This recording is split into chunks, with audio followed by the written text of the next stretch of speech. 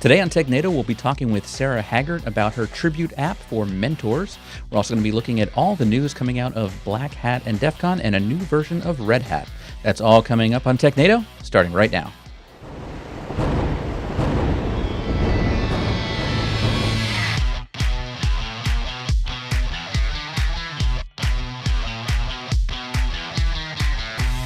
Hello and welcome to Technado. I'm your host, Peter Van Rysdam, joined as always by Don Pizzette. How you doing, Don? I look at Justin. No, that's Justin. Like, Don Pizzette. Whoa, Don, you look Justin, different, Don.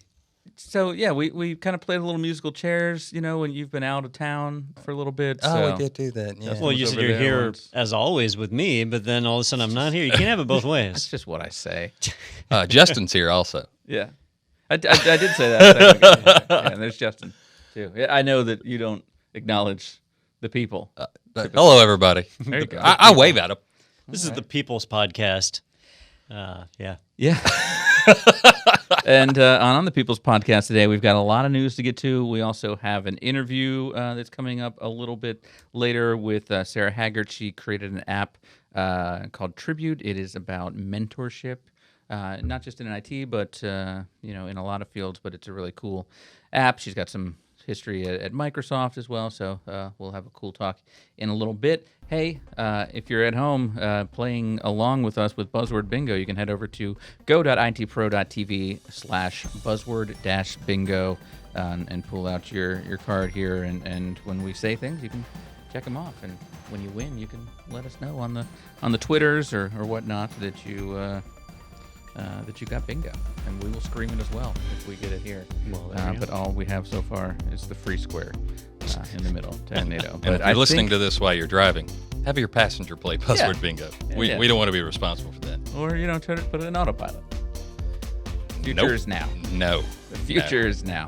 Liabilities looking everywhere. just at these headlines, we're going to, someone's getting bingo early today. So speaking of headlines, let's get started with the news. The first article from ZDNet.com. Final Red Hat Enterprise Linux 7 version released. Red Hat has just released Red Hat Windows. It's the same thing. They just said it twice. I typically read the sub-headline, but it's like they just ordered the words differently. It is a little bit different, right? They say 7.7. Right. So Red Hat 8.0 came out a little bit earlier this year, and so obviously that's what Red Hat wants you to run, or Red Hat now owned by IBM. But they continue to support version 7, and actually version 6 is still under support too. But as is their release cadence, eventually they flag one as being the official last version. So 7.7 is the last version of the 7 line.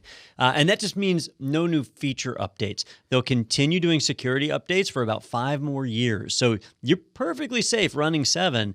It's just there won't be new features. New features will only be added to version 8 at this point. Okay, so let me understand this, because I've never thought about it this way. But like when Windows comes out with Windows 10, obviously they're still providing patches and things to Windows 8, and we talk about they're end of lifing, XP or whatever that is. Do the version numbers change then on Windows 8 as they release a patch or something? Yeah, so there's like these long version numbers. It's called semantic versioning, ideally, where you have like a major version, a minor version, and then patch versions. And then usually most of the time in large, like Windows 10, you're not going to see a lot of those numbers. But would you see you've got the major and the minor. So 7 is the major, 0.7 is the minor. It would change. So Microsoft used to do that, and then they switched, and now they do build numbers. So if it's Windows 10, it's like technically 10.0, and then they do a point followed by another number, which is actually like the number of days since Windows 1 came out or something. Jeez. Yeah, it's weird. So you'll see. Well, actually, they changed that too, because now it's like the 1903 build was March of 2019. They've kind of. But then there's like a subsequent set of numbers after that, isn't there? 1903, and then there's like a dot, blah, blah, blah, blah. I could be wrong. I don't use Windows. You don't use Windows, so I'm just... So I'm running, right now, mine is Microsoft Windows version 1903, and then it says OS build 18362.239, and so that's, the 18362 must be the number of days. You're like one of those people that could look at like a VIN number and go, that means that was made at the Detroit plant, and it's got the small block, and... Like on a Hyundai, if the VIN number starts with a K, it was made in Korea. And, There you go. I like the standard semantic versioning, though. Major, minor, patch. Yeah, because then I'm like, major, there's new things and possibly breaking That's what just changes. confused me that you said, hey, we've got 8.0 now, and then they launched 7.7. So When does the maintenance phase, is that 5 years after the initial release, or is that at the 10 years for Red Hat? So Red Hat's a little bit different because they pick whenever they want. They say they'll do 10 years of support on any release, right? But they don't say when it's going to switch from like full development into, because it's, Windows, you used to not know, are they going to do a new version every 3 years? Is it going to be 5 years? You didn't know how long it would be. That's how Red Hat still is. Versus Microsoft had no idea how long it would be. Yeah. Well, versus like Canonical with Ubuntu, where it's every 2 years you will get an LTS. Mm-hmm. So you know when they're going to switch. But with Red Hat, they kind of keep it up in the air. Interesting. All right. So anything, I mean, like you said, if you should be running 8, or that's what they want you to be running. So this is not a huge update. Right. Well, the key takeaway here is you don't have to upgrade to 8 if you don't want to. But if you're waiting for some new feature to come out in 7, it's not going to happen, right? All the new features have been introduced by 7.7. And so after that, you got it. You'll get security updates. You'll get bug fixes, but no new features. And that's a big deal for people who are hoping that like Python 3 would be set as the default version as opposed to Python 2. Not going to happen in 7, but it has happened in 8. So It's funny, 7.7, they actually changed that. no way. Yeah, it says Did I in this miss article. that? Yeah, Python 3.6 is a standard interpreter because that's what I look for. Oh, so 'cause- they snuck that in there as a last yeah, 7.7 last yeah, time. because 2020 January 1st supposed to be end of life for 2.7. And if it's still going to be there a long time, they'd have to do that. Yeah, but I remember in some of my government contracting, we were using like Python 2.5, but it was on Red Hat Linux 5, and they were paying for additional contract. It was a nightmare. Not what I would recommend. So I went through here looking for the Python one, and I was like, all right, they're using Python 3. Good to go. Yeah. So the key takeaway, don't download 8. 7.7 is the way to go. Yeah, and don't skip the end of the article where they talk about Python. They don't recommend it. I just read the headlines, so I didn't know there was stuff under the pictures. All right, on our next one, reseller.co.nz. So all the reseller news from New Zealand. Symantec sells enterprise security for $10.7 billion to Broadcom. Decides to divest the business after, quote, better than expected quarter. So get out while the getting's good, I guess, is the takeaway. Yeah, I'm going to start doing that. Anytime somebody's successful around here, I'm just going to like sell them, I guess. Hey, you had a great day yesterday. You are fired, but you went out on top. And by fired, this person acquired you. Yeah, we traded for $2 billion. That was a Seinfeld. The Yankees traded George to a chicken company. To a chicken company. It was. I don't know why that strikes me so funny. Yeah, they had a ridiculous deal with the Yankees. Right. Official chicken supplier, I believe. But I digress. Yeah. So this headline caught me by surprise because I've never heard of Symantec selling off any part of their business. Usually Symantec is an acquisition machine. They acquire tons of companies and then do absolutely nothing with them. I've often called Symantec the place where software goes to die because they'll acquire things and then like literally the software just remains unchanged for year upon year. But in this case, apparently their security business is doing well, so they sold it off probably because they just don't know what to do. It's selling a lot. People are going to expect new updates and features, and they're not really. They're built like, for we that. got to get out before Yeah. like stuff starts breaking. People expect us to do something. Are there lemon laws about that? If you're like, oh, here's this enterprise security business, it's fine. It only has 2,000 miles on it. Come to find out, they ran the odometer backwards. I actually got a little confused about this because I was like, isn't that what they do? But they're talking about the enterprise security segment, and there's a quote in here. Norton LifeLock addresses consumers' issues, and that apparently is doing very well. Is that, you suspect, any way related to all the other shenanigans and breaches that are occurring? Because isn't LifeLock about identity protection? Yeah. And, LifeLock, multiple times, they've been cited by the SEC or whatever for making false claims. So they've been in trouble on a few occasions. The CEO used to drive the truck through town with his Social Security number I knew that on was it. going to come up, until then he he got hacked finally. Yeah, well, he had like over 100 cell phone accounts. So LifeLock would, sure, nobody could get a mortgage with your number, but they could get a Boost mobile phone. So, yeah, he regretted that one. But yeah, it's hard to say. I remember, though, we used to use a product called BindView CC, and it was awesome because it could monitor your compliance across all your machines. So if somebody added a user account to the administrators group, you would immediately know and it would revert it back. And Symantec bought that, and that was part of their enterprise security suite. They had a whole collection of software, and it just never changed. It just year after year, it was the exact identical product, and I guess it just did its job. And now they've sold that off to Broadcom, which I also thought was odd because Broadcom mostly does hardware. None of this is hardware, so I guess Broadcom is getting a little more broad in their focus. Ooh, nice. Oh, Nice. And my favorite part about this article is as you scroll down, the little red bar in the top shows you how far you've gone in the article. Oh, yeah, look at that. They're tracking you, Peter. That's You about should the stop coolest doing it now. I've ever seen. But look, I got to get all the way. Why would you want that? Because like, how much more do I Oh, know? wait a minute. It's no, an it's an auto-scroller. infinite. Yeah. It's an infinite feed. So, all right, I didn't have time to get an article on this. I saw the news Start blurb again. just this morning that a senator has introduced a bill here in the U.S. to make it illegal to We have talked about that. endless scrollers. I believe this is one of the things we covered when you were gone. Because Did I miss on that? It was endless scrollers and snap streaks. Remember we had to look that No, up? he was here. Snap streaks. We talked about snap Yeah, because streaks. it was the same legislation for snap streaks, where you Snapchat so many days in a row. And autoplay videos. I've never heard of Snapstreak before No, this he very wasn't here. It was moment. Daniel. Daniel said it. It was Daniel. That's right. Yeah, so it was. It's I always don't know what a uh, Snapstreak is. It was videos that autoplay with sound. Okay. I I get that. It was infinite scroll like this. What is wrong with an infinite scroll? I don't follow. It's addressing. I think it's supposed to be addressing features that Are are addictive. intentionally addictive.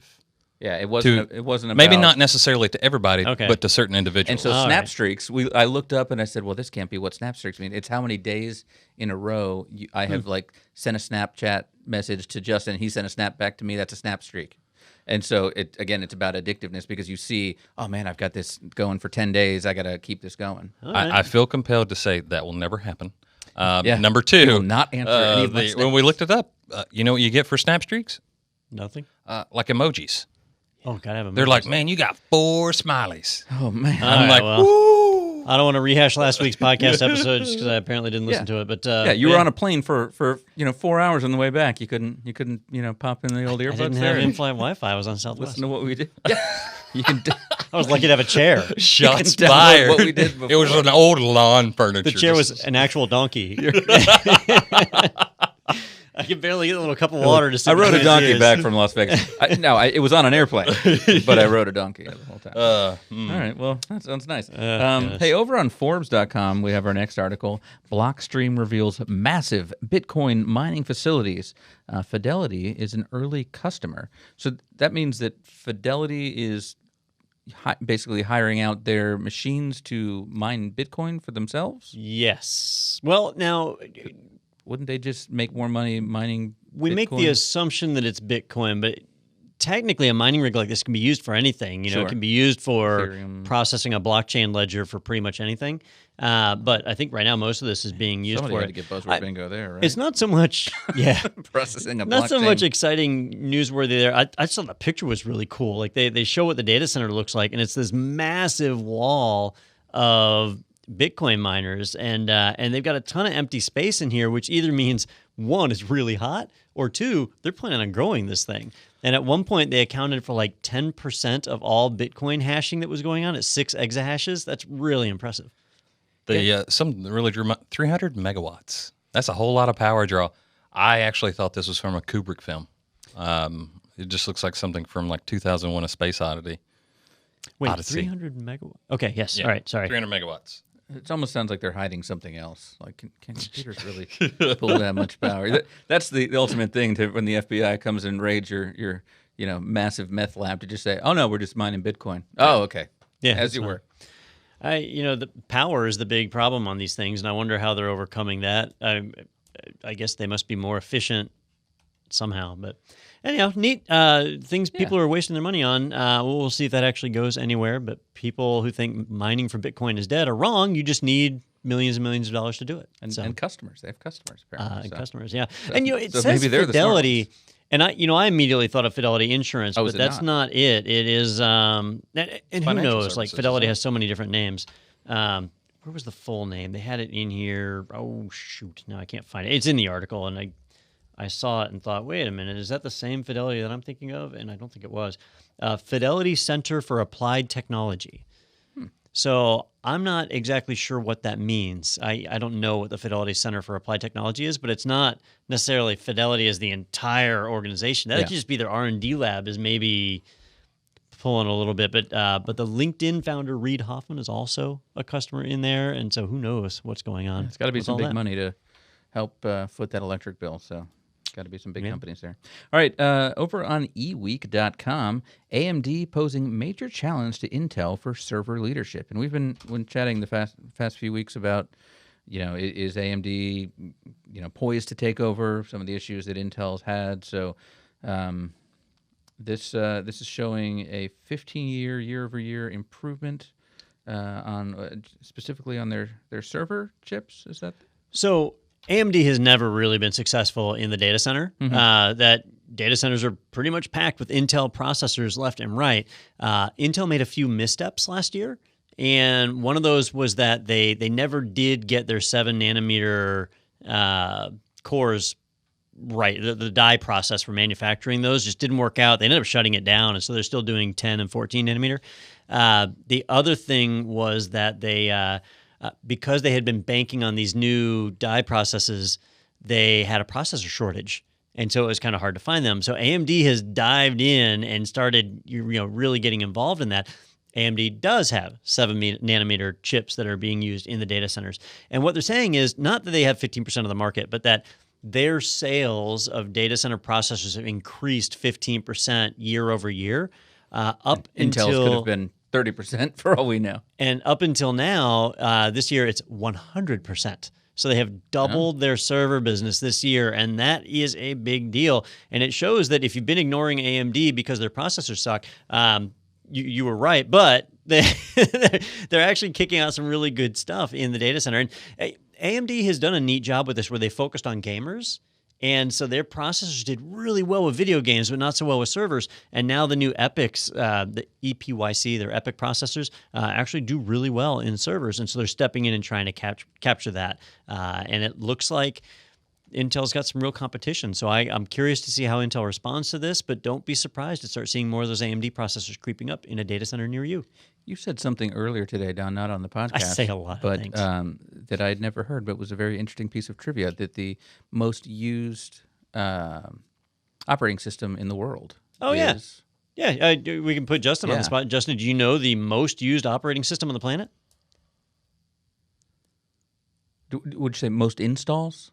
Is that the way you'd say it? The most actively installed and running operating system. I'm going to say Android. Okay. So, no. Oh. Good guess, though, because think of all the phones that all run the Android. low price phones that are all over the place. But Yep, good wrong. guess. It's Minix. Oh. And Minix 2 or Minix 3? I believe it's Minix 3.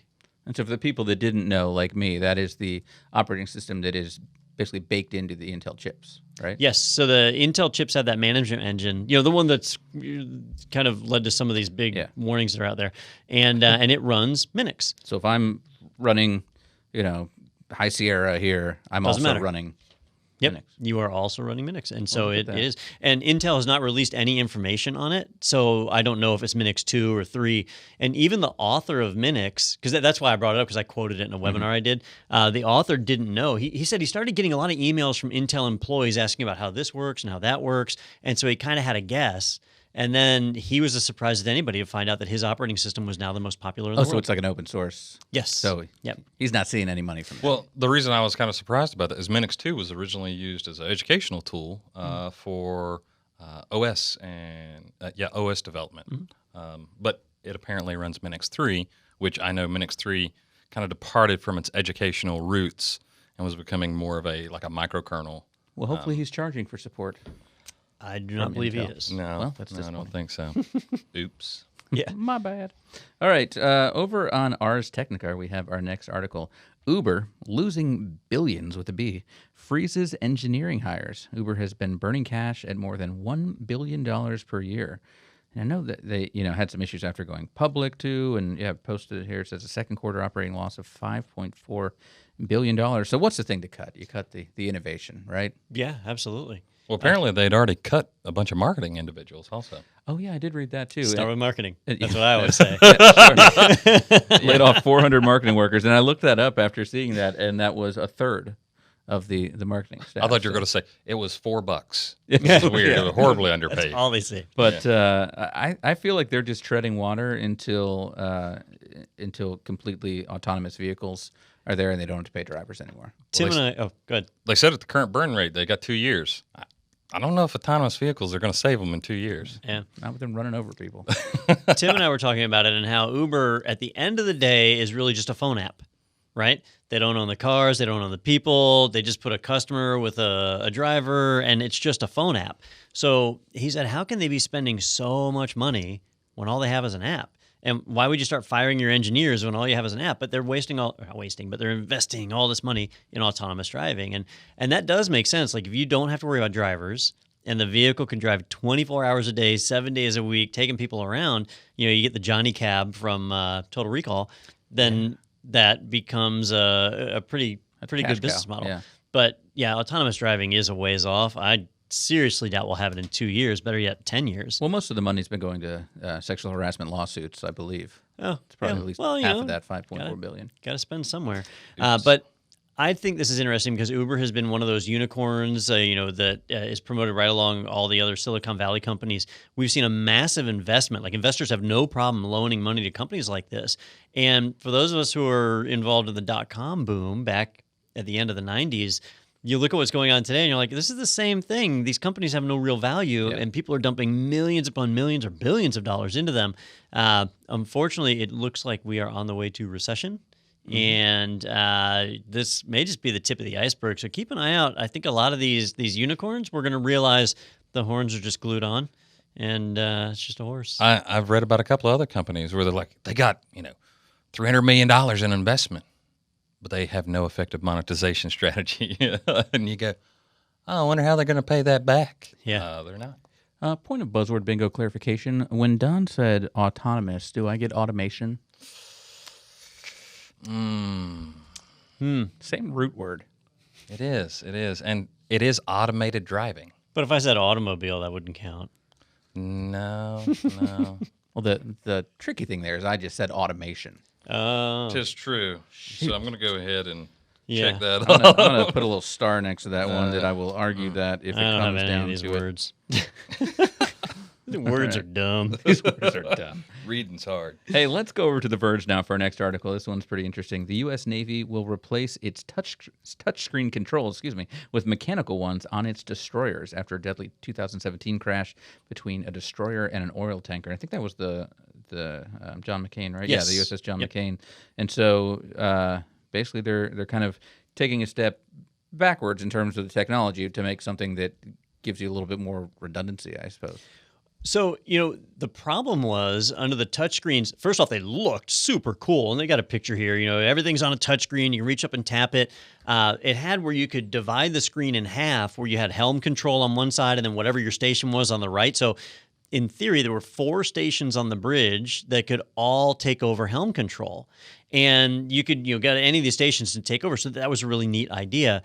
Well, the problem they ran into was the destroyer was, sailing down the river or whatever. It was in the ocean, I I don't believe. think they have sails. And and they transferred helm control from one station to another, and they did it wrong. And so they ended up where helm control was in 2 places. And so the ship turned the wrong way and was headed for this tanker. Well, they had time to steer away, but all 4 stations were trying to take helm control, and they actually pulled all the logs, and they show where helm control went from one to the next to the next, and it was like rotating around. So nobody knew who had control, and they crashed. And so there's a cool quote from an admiral on here where he said, this gets classified as just because you can doesn't mean you should. They said that if they had manual controls, this wouldn't have been a problem. And I imagine even those manual controls are drive-by-wire, essentially, where it's still just the interface, but it's the fact that you can't necessarily share that duty then between multiple stations. Well, said they had placed this computer, they had turned off like a computer-assisted help, so it was manual in the context that they were manually taking control, but then that actually led to the problem. How is going to mechanical controls, if they have the possibility of taking control from those 4 places, how is that going to alleviate if they were doing that already? So I think the deal with the mechanical controls kind of goes back to what Peter was saying, was with mechanical, you know which controls work. And, if you're not at the helm station, you got to walk over to the right station. So there's no transferring, and they do have redundancy, but it's either this station works or that one, and that's it. So if we had autonomous vehicles, this wouldn't have happened, is what you're saying. They turned that off. If Uber, They turned that part off. if we get Uber Battleship, problem solved. New problem. I think we have created. a treaty that says that we're not allowed to weaponize anything that's automated, don't we? How does that work with drones? Yeah. I know they have a there's a driver, pilot. but The pilot pulls the trigger.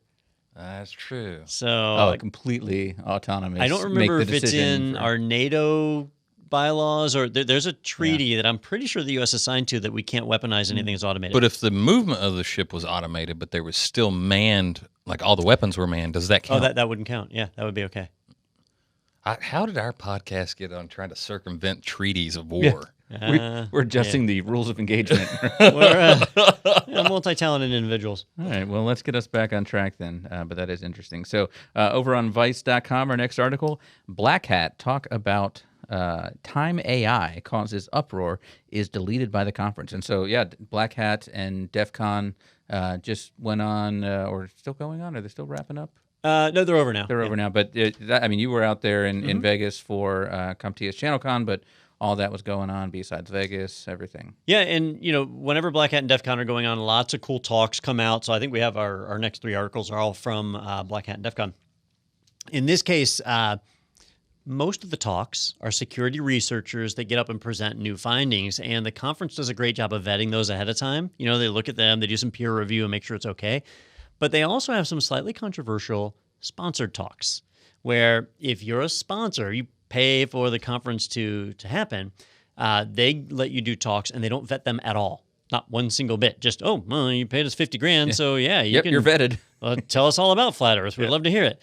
And so in this case, they had a sponsored talk where the company that sponsored it, whose name I've already forgotten, brought in another person. Crown Sterling was the company that paid for it. And then they came in and had a presentation done on Time AI and quantum encryption while using, let's see how many buzzwords we can get on this one.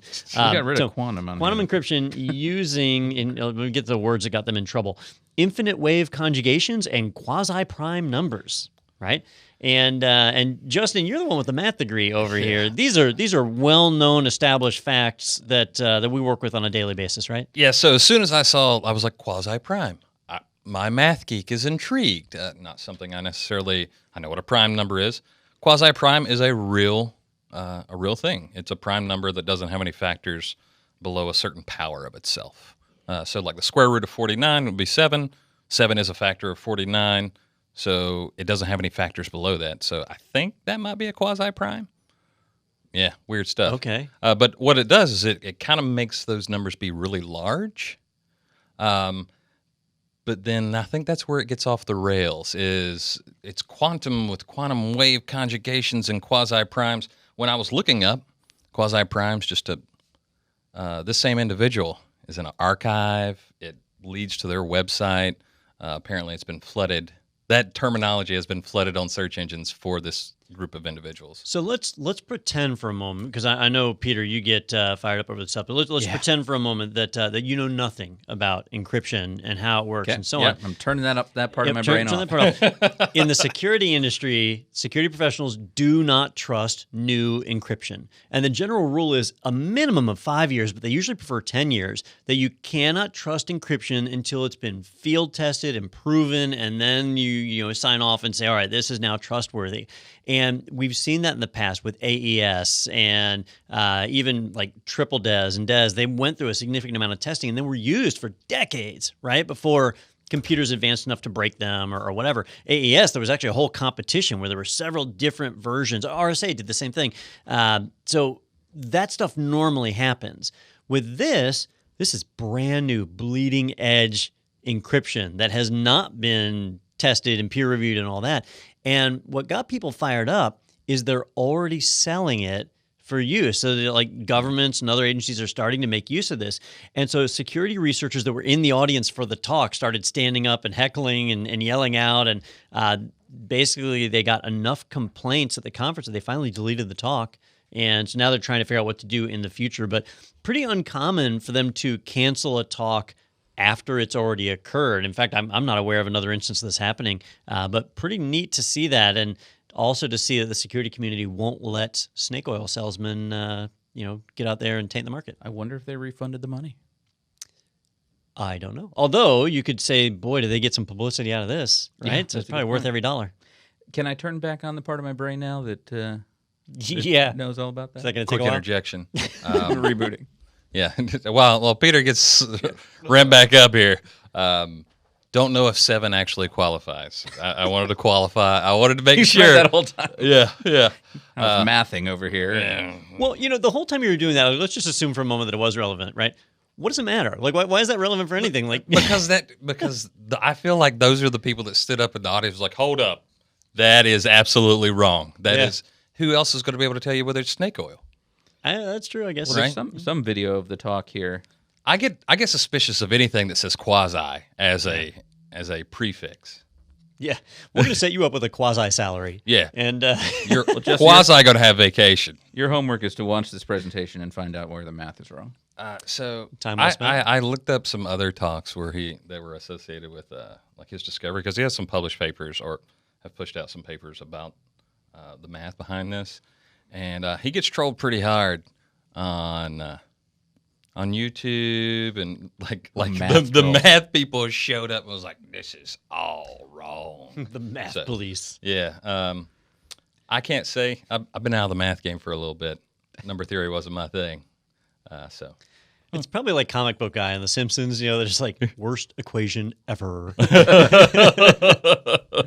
All right. Well, our next story from this same fun week in Las Vegas on Ars Technica, hack in the box, hacking into companies with warshipping. And so, first of all, that looks cool. Is that a Raspberry down there? yeah. And some other It's a Raspberry Zero. But what is warshipping? I'm not familiar with that. All right, term. so a lot of attacks these days work on intercepting Wi-Fi signals, but companies are smart enough to reduce their antenna strength to keep the Wi-Fi signals in the building. So now you've got to physically get in the building to intercept Wi-Fi. Well, if you can get a receiver into a building, then you can intercept that traffic. And if it's got a transmitter, you can now exfiltrate the data out. So warshipping is not a new thing. Like in the past, people have manufactured these where you have a transmitter and receiver that are battery powered. You put them in a box and you mail them to the company. Well, the company will bring them into their mailroom. It's almost a physical Trojan. Yeah. It's a Trojan. And horse. I was like the Trojans. Yeah. A large enterprise is not going to open a box the day they get it, so it might be able to sit there for at least a few hours, maybe even a full day before somebody gets around to opening it, especially if it's addressed to not the right person. It's going to kick around. Or if you know somebody's on vacation and you address it to them, then it might sit around for a week before anybody thinks to open that box. What was really cool in this example is they used such small components, the Raspberry and so on, and a solar panel to be able to stick on the outside of the box that was disguised to look like tape or something innocuous. But because they did that, they were actually able to sandwich it between cardboard. They had a picture somewhere here. They could sandwich it between cardboard and slip it into the packing material with the rest of a legitimate package. So now it would go in, and somebody might even open the box and not notice that all this stuff was in there because it was disguised as like a divider in a box. So what's new here is just how small they can get it? Mm-hmm. Okay. And they even had like the nanny cam version where they put it in stuffed animals and stuff. I guess you could give a gift, like a legitimate gift to someone. And if it's inside of there, they're like, "Oh, this is nice." Yeah, Just I set read it on their something desk. recently about. I can't remember what the specific thing was, but it was a gift given to the from the Russians to the U.S. as a sign of peace, and it sat in the ambassador's office for 8 years before they noticed. Yeah, it was it was a passive bug. Yeah, and it was like a wooden like seal or something you wouldn't think that there's something inside, but the one in the picture here. Because I was thinking when you said, "Oh, it might get kicked around the office for a week if it's got the wrong address," I'm thinking, the battery's running out at this point. This one's got a solar array on top of it, so depending on what you've built this into, if you can If you can make that work, I guess it's working long term then. Yeah. I mean, and honestly, a Raspberry Pi Zero, you can get it running a couple of days on a battery, and that'll work out really well. And the idea here is to get a beachhead, and then you're in, or This is normally a temporary thing. So it's going to go in, it's going to intercept, and then start to exfiltrate. And you've got to be there to receive it. So you have to be like outside the building to catch the signal. It also means that it can be caught. Because if people are monitoring for the new signals that pop up, that's where like Pony Express, they have those new where you buy like 50 of their receivers and you plant them all over your building. And anytime a new wireless signal pops up, they receive it and you know about it, so you can catch stuff like this. The example you were giving of the Russian gift, that was a passive receiver or transmitter. So it emitted no signals whatsoever until it was activated. It had to receive a communication on a certain frequency to turn on. So you could only detect it while it was actually in use. Wikipedia, which we all know is Fact. flawless. Yep. Flawless. Apparently, it was the thing, the seal. Oh, the thing. That's what they called it. Yeah, the thing. It was considered a predecessor to RFID because you energize thing. Right? Yeah, the thing. Designed by Leon Theremin of the Theremin. The musical instrument? Yeah. Yeah. Oh, Yeah. wow. That's great. That makes sense. Which is that same kind of, yeah. Yeah. Yeah, I wonder if they were sitting around going, that's real cool sounding, but I got a idea. Listen, can we put this in a giant statue, and can we energize it from a distance so we can listen to stuff? And he's like, yes. Yeah. What kind of music are you trying to make? I don't understand. Yeah. All right, well, that's fun. Cool Dubstep. stuff coming out of Black Cat and DEF CON. Next one over on Vice.com. These legit-looking iPhone lightning cables will hijack your computer. And looking at the cable in the photo there, I mean, that looks like the official Apple cable. And so there's something built into probably the end where the cable plugs in that's tracking? You know, micro components have gotten so small these days that they can insert them right into the end of the cable. And when you plug into a USB port, you can draw power off the USB port. So everything is provided for you.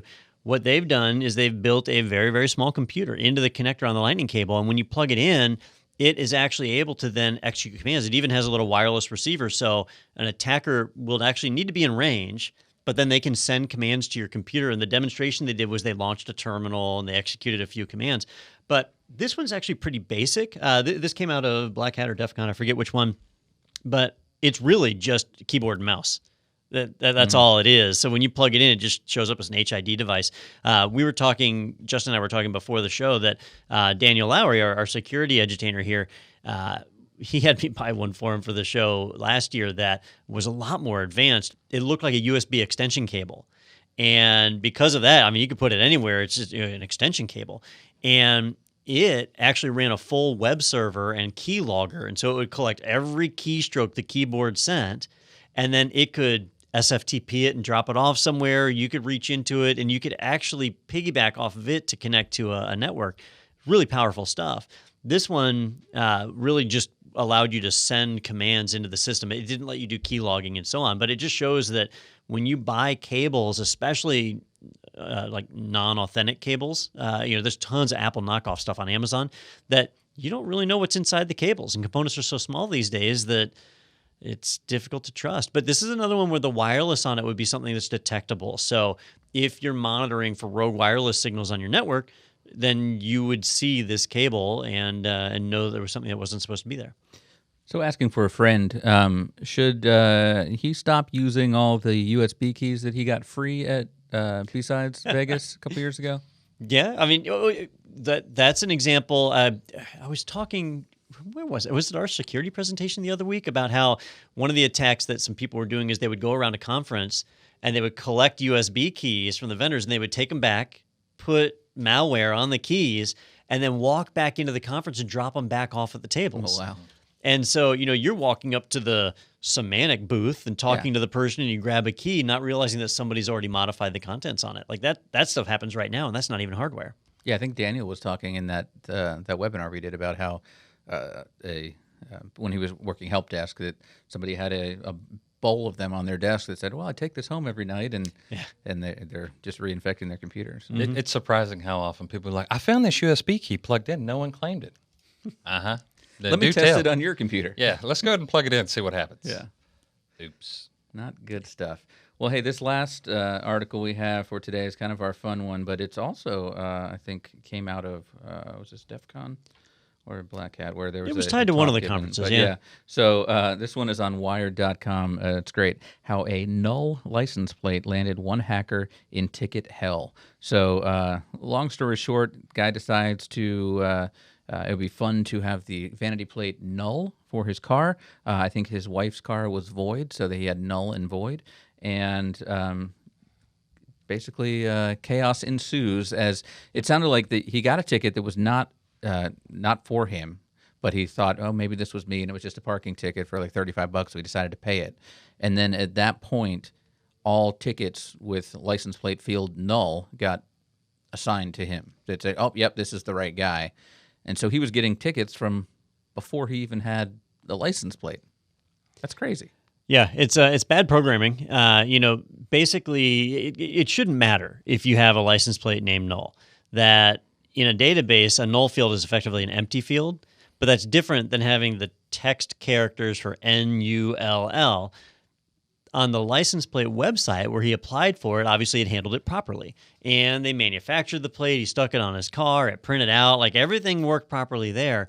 The real problem here was that in the state of California, or at least in this municipality, they used a third-party contractor to process all the parking tickets.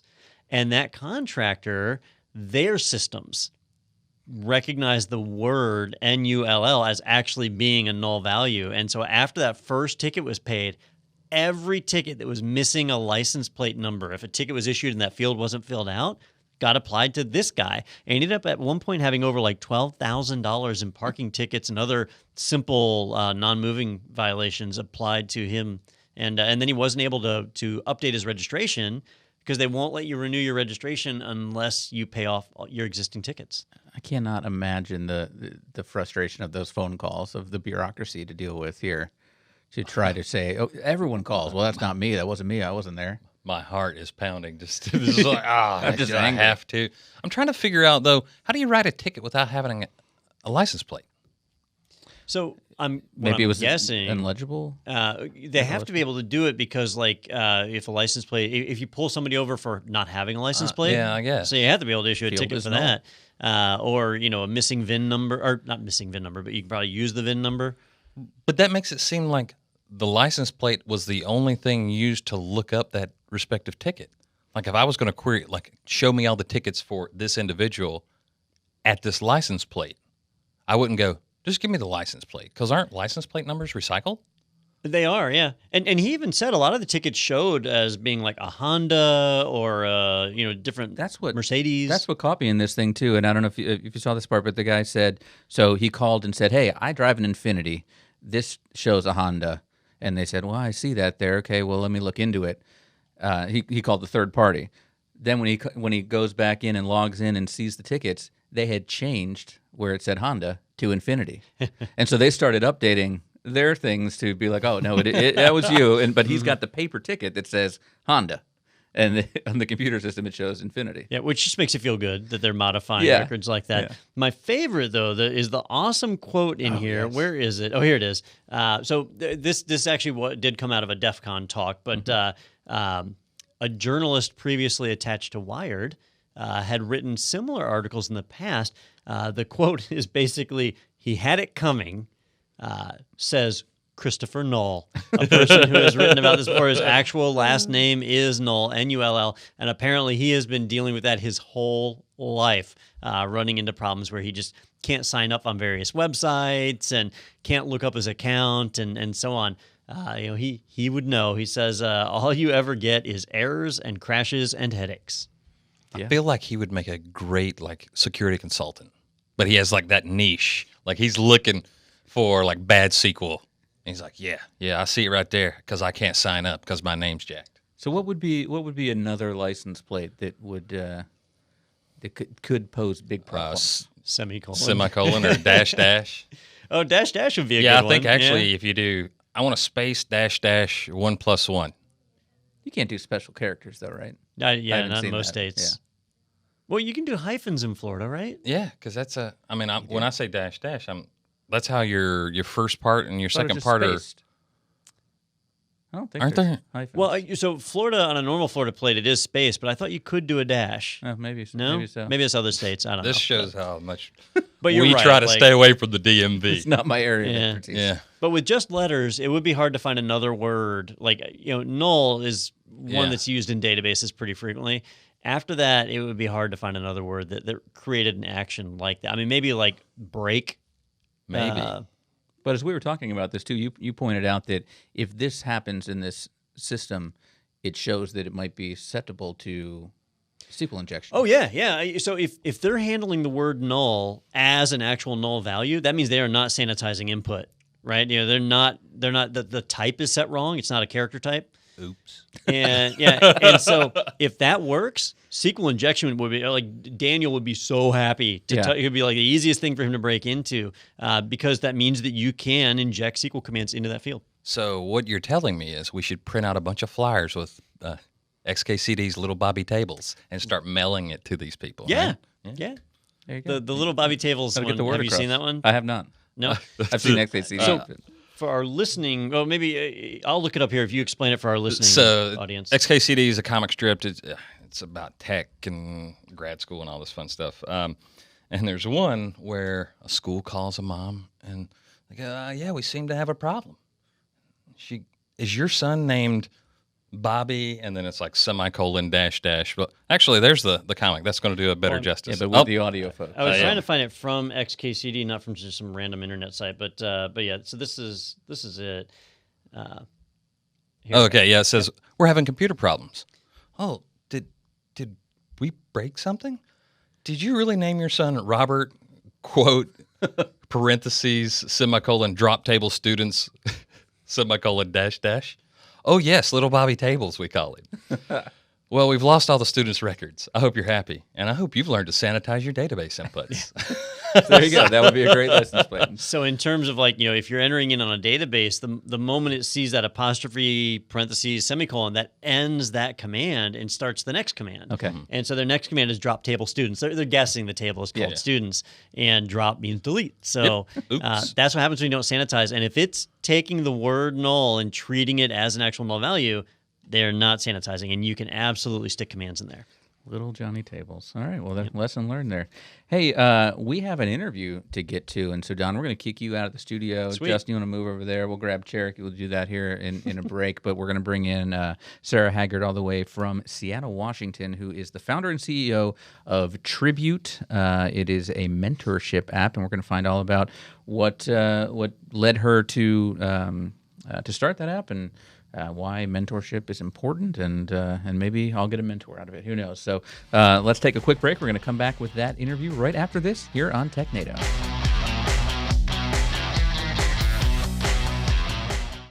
Are you a career changer or a budding tech pro who's looking to start their career in IT?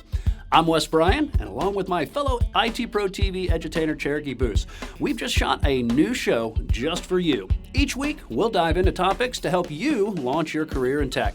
Watch how to get started in IT on YouTube now. Just head to youtube.com/IT Pro TV to watch, and look for new episodes every Saturday at 9 a.m. U.S. Eastern Time. All right, welcome back to Technado, and it's time for our interview segment. And you can see we've made some changes in the room here. We've gotten rid of Don, and Justin moved over, and we've added Cherokee. I've here. moved in. How you doing, Cherokee? Good. How are you? Good, and we've added you to this today because you kind of helped us set up this interview. So how did this come about? Okay, so I'm a part of Microsoft's Diversity in Tech, and there's a particular group that I was just kind of introducing myself in, which is the Women IT Pros. Kathy Moya has set that up, and I think it's a fantastic just space for women to get together and share experiences. And she actually recommended the Tribute app to me.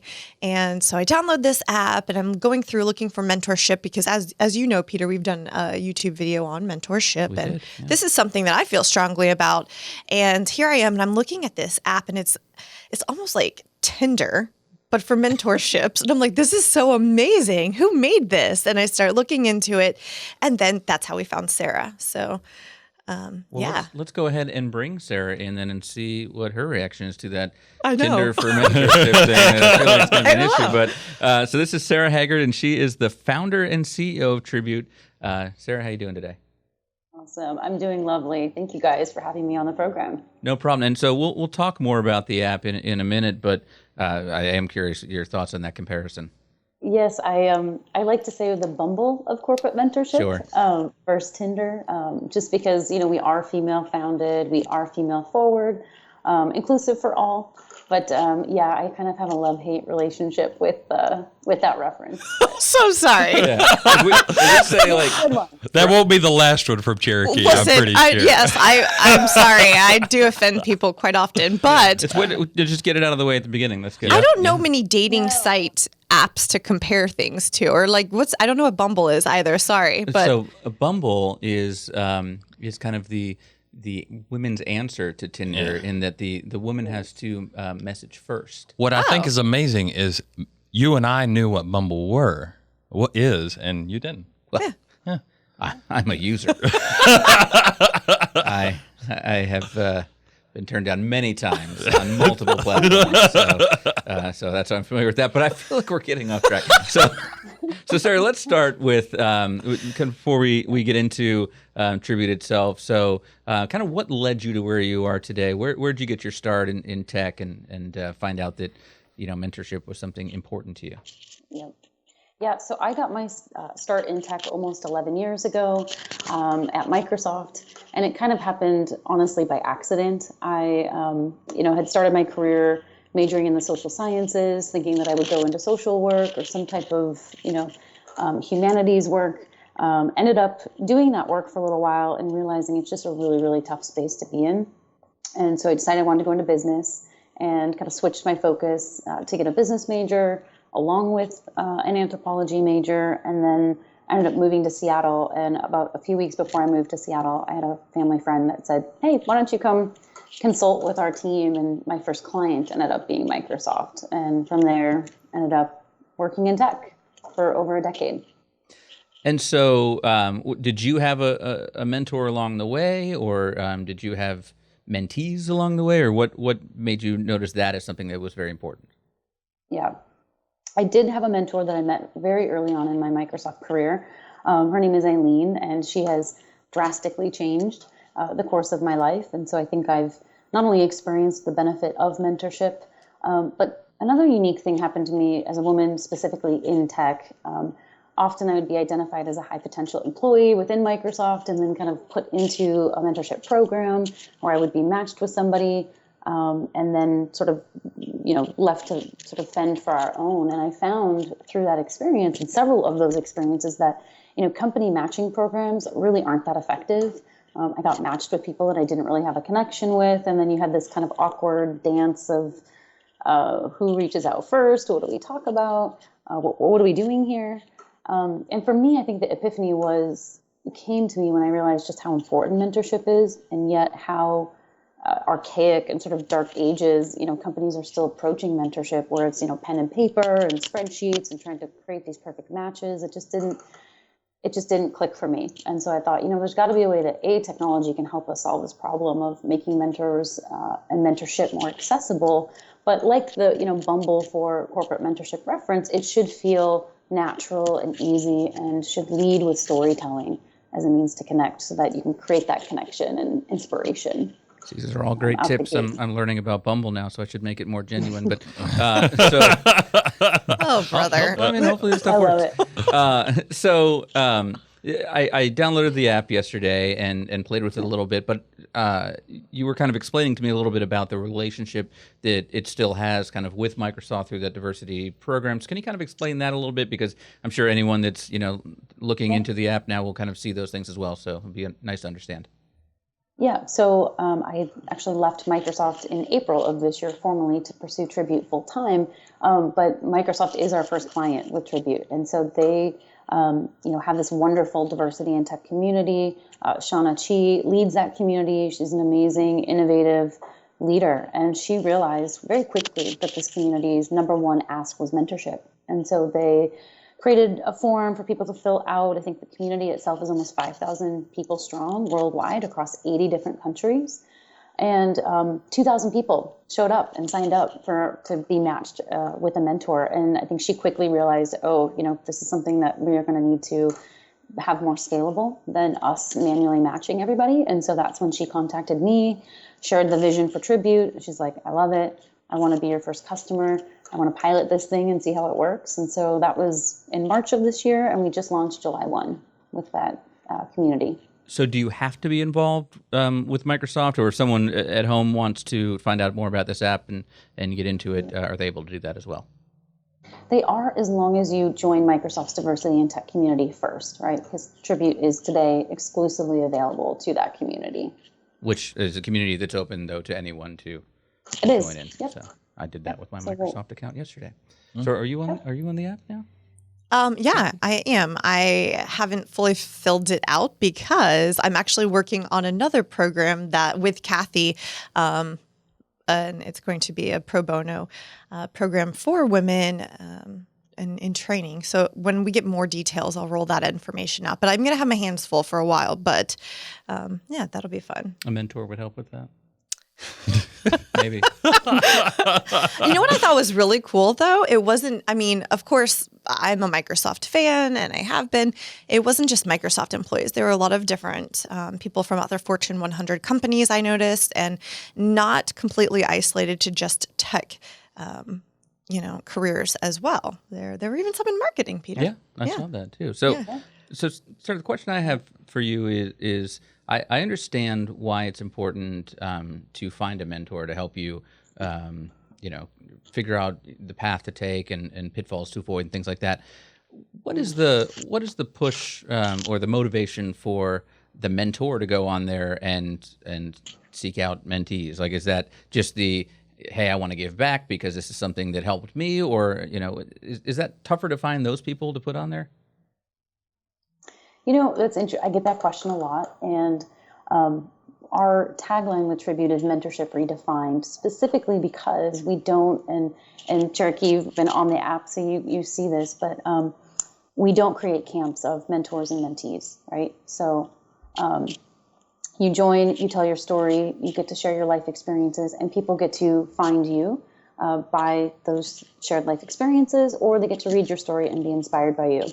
So today we have almost 300 people that are on the platform sharing their stories. We've got some incredible stories on the platform. I just love swiping through and reading them. And the funny thing is that now we've kind of created this pay it forward community where everybody's joining, telling their story and saying, hey, if I can be useful, reach out. I even had a couple people who I personally know reach out to me and say, and I haven't had anybody ask me to mentor them yet. So we're almost like creating this community where you get to show up, share your story, and that story and life experiences is what qualifies you to be a mentor. So I don't really think about it in those terms to answer the question directly. Okay, and I get, this is kind of like around the water cooler, or you bump into somebody and be like, hey, that's, storytelling. Where I'm from, storytelling is very important. However, I've never been in a very large corporate setting where they've had that like mentorship mapping thing. Just to get a taste of how this is different, can you just give us like your experience on why that was not successful for you? Mm-hmm. I mean, as far as I know, you didn't really connect with them, but how does that work? Yeah, I think today the way mentorship programs typically work is, and every company kind of does it differently.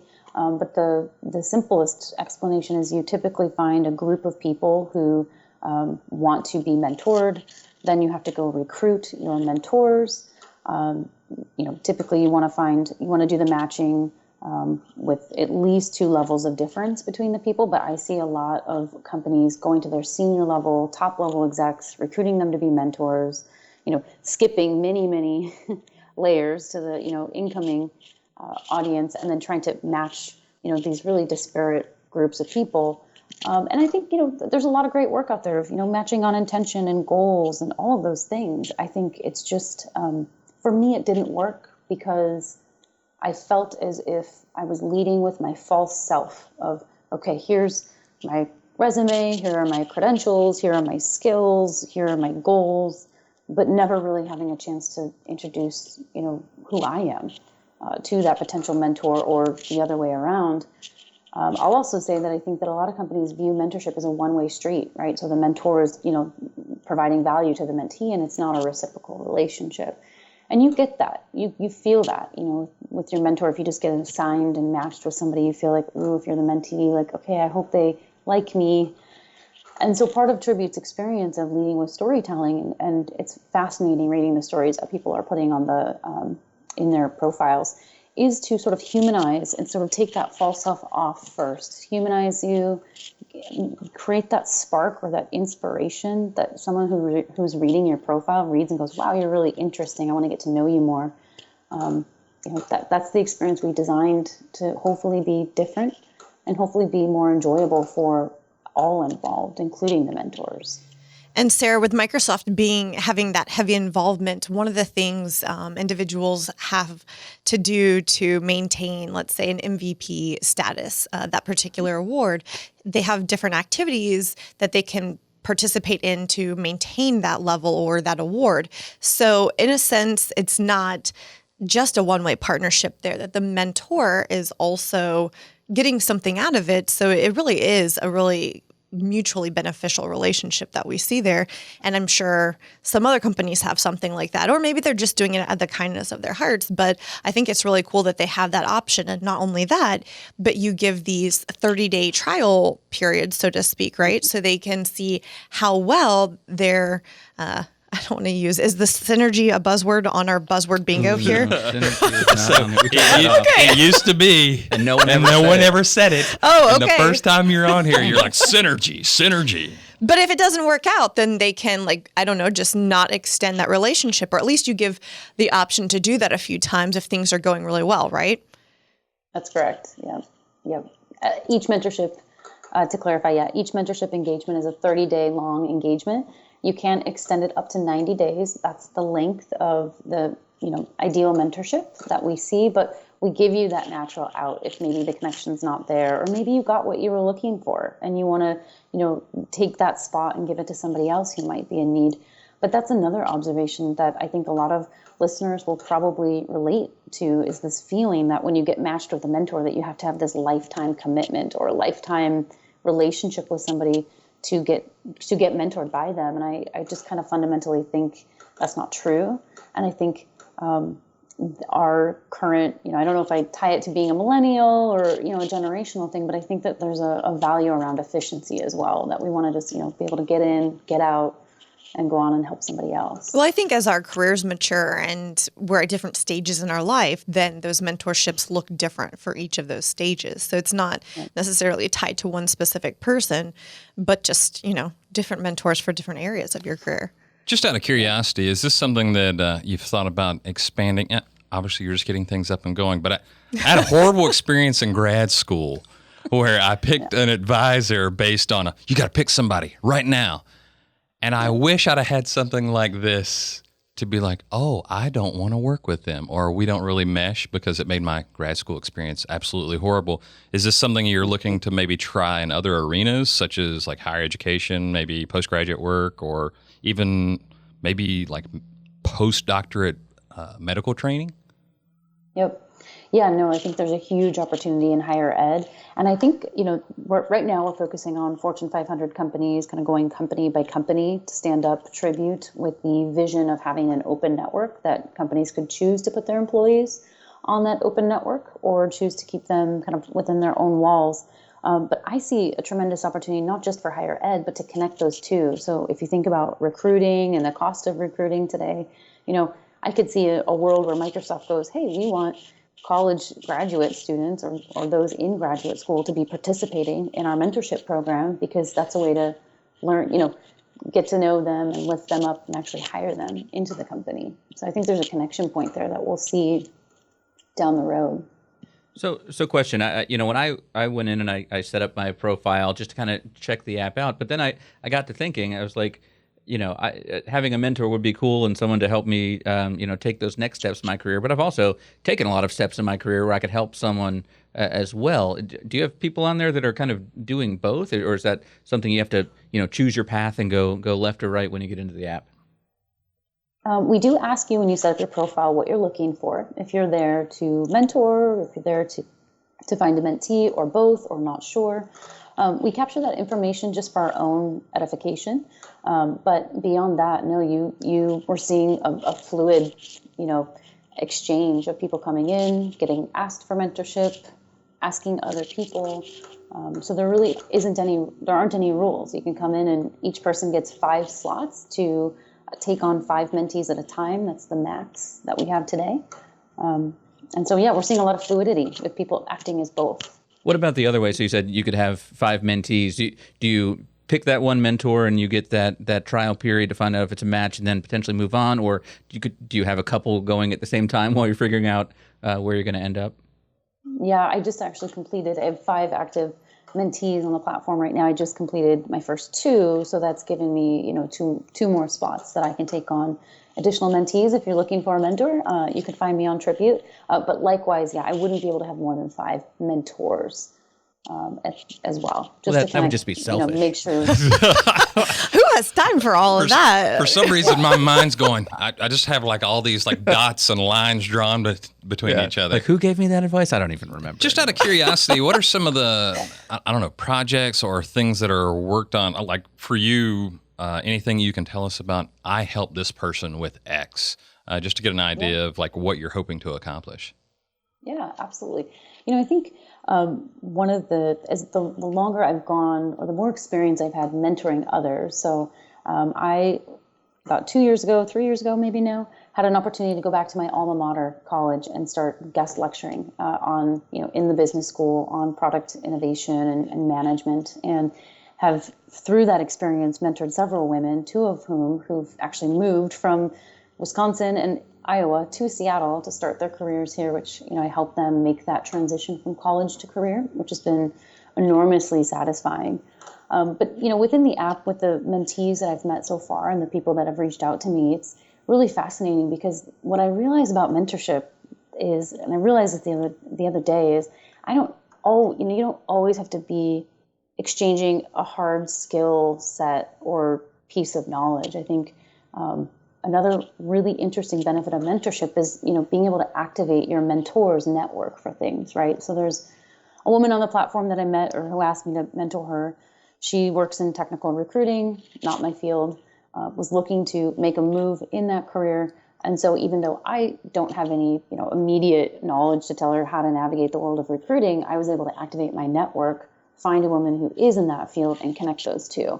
And so now, they're connected off doing their thing.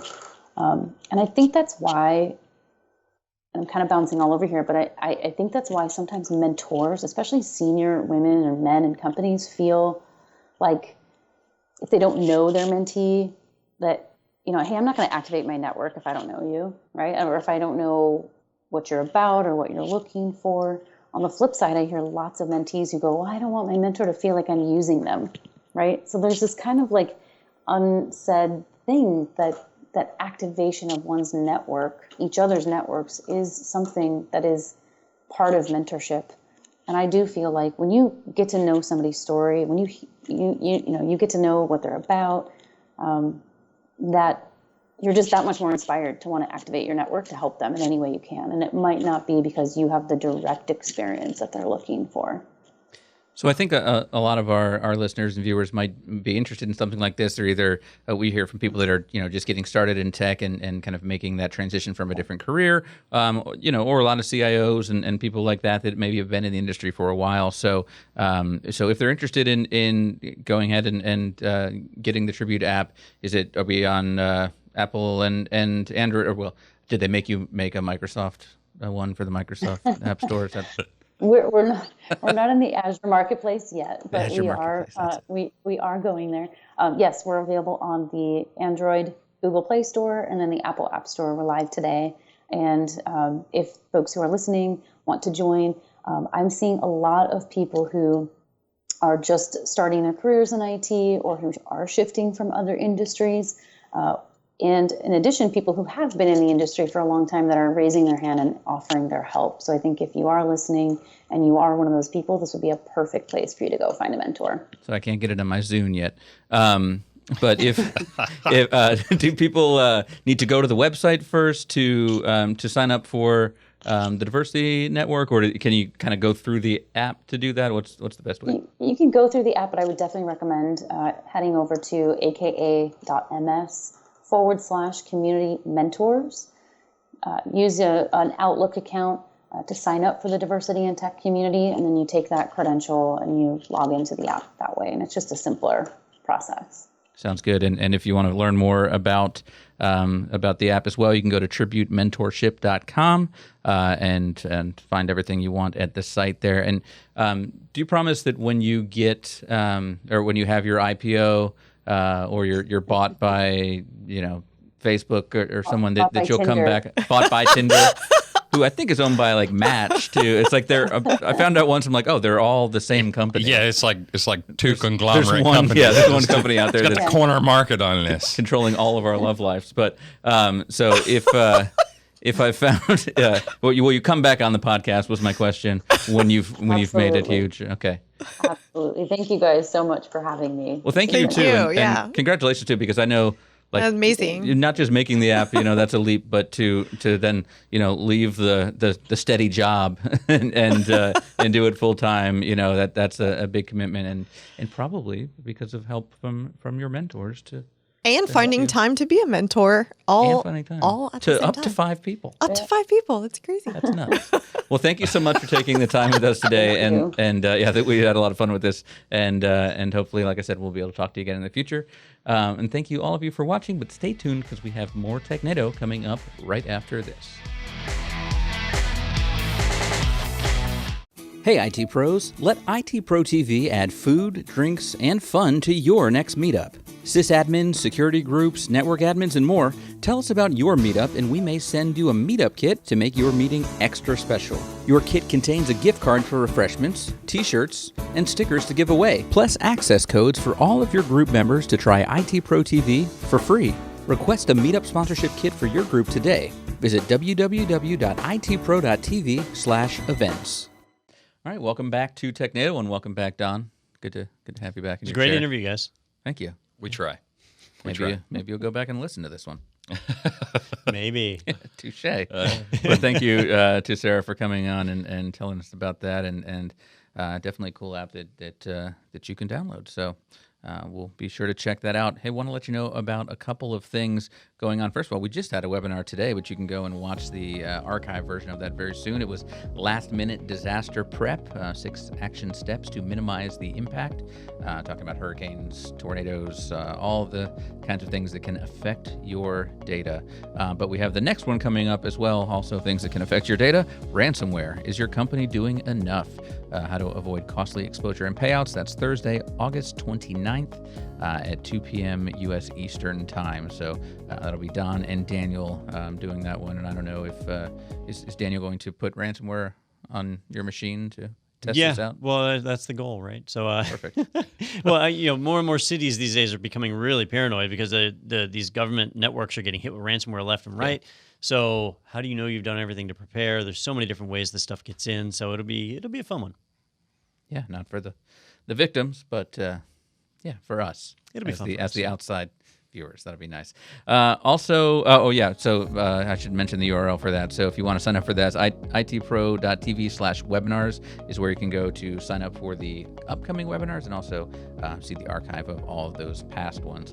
Also want to let you know, if you are interested in learning more about IT Pro TV, you can head over to go.itpro.tv/Technado. You can fill out a form there and request a demo for the business portal and see how all that works behind the scenes, or you can go ahead and start a free trial for your personal account and get 30% off with the promo code Technado30. So check that out at go.itpro.tv/Technado.